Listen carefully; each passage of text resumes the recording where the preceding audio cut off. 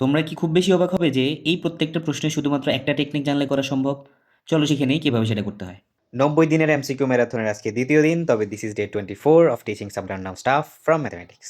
তো এখানে প্রথম প্রশ্নটা খেয়াল করো, প্রশ্নটা হচ্ছে 2 sin θ সমান 1 হলে cot θ সমান কত? তো এটা করার জন্য আমরা সিম্পলি আমার ক্যালকুলেটরটা হাতে নিব। ক্যালকুলেটরটা হাতে নিয়ে জাস্ট প্রথম ইকুয়েশনটা যেভাবে আছে সেভাবে উঠাবো। সবার প্রথমে 2, তারপরে হচ্ছে আমাদের সাইন, তারপরে থিটার জায়গায় আমরা হচ্ছে আলফা এক্স এটা উঠাবো। ওকে, ব্র্যাক ইকুয়াল দিয়ে আমরা এখন ইকুয়াল উঠাবো কি আলফা সিএএলসিতে চাপ দিলে ইকুয়াল আসবে, দেন আমরা যদি 1 চাপ দিই তাহলে দেখো এটা এখানে চলে আসছে। এখন আমরা শিফট দিয়ে যদি আবার সিএএলসি দিই আমাদের সলিউশন আসবে। সলিউশন আমরা একটু ইকুয়াল চাপ দিব, আমাদের দেখো অ্যান্সারটা চলে আসবে। অ্যান্সার হচ্ছে 390। এখন আমাদের কট থিটার মান লাগবে। কট থিটা তো ক্যালকুলেটরে নেই, আমরা যেটা করবো 1/10 বসাবো।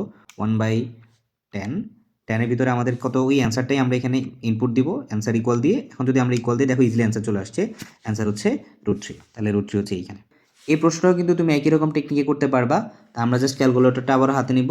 আমাদের হচ্ছে শিফট দিয়ে ইকুয়াল দিব আর এরপর একটা ইকুয়াল চাপ দিব। দেখো আমাদের অ্যান্সার আসে 390, রাইট? কিন্তু সমস্যা হচ্ছে এখানে আমাদের কোথাও 390 অপশনটা নাই। তবে একটা জিনিস আমরা জানি, 360 এটার সাথে আমাদের কত যোগ করলে 390 হয়? 30, তাই না? তাহলে আমাদের অ্যান্সার হচ্ছে এই 30। তাহলে এটাই হচ্ছে আমাদের অ্যান্সার। সিমিলারলি এই প্রশ্নটাও কিন্তু আমি একই রকমভাবেই সমাধান করতে পারবো। অনেক বড় একটা প্রশ্ন দেখা যাচ্ছে কিন্তু স্টিল আমরা এটা ক্যালকুলেট করতে পারবো। এখন আমাদের আবার আগের মতো শিফট ইকুয়াল, এরপর হচ্ছে আমরা ইকুয়াল সাইন চাপ দিব। তো অ্যান্সার আসছে এইটা। হোয়াটএভার, আমরা এখন এটাকে মুছে ফেলবো। এটা আমাদের অ্যান্সার সেভ হয়ে গেছে।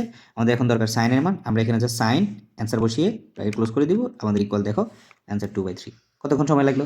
জাস্ট আমার মনে হয় 5 থেকে 10 সেকেন্ডের বেশি তোমার সময় লাগবে না এটা শেষ করতে। তাহলে আমাদের অ্যান্সার হচ্ছে এইটা।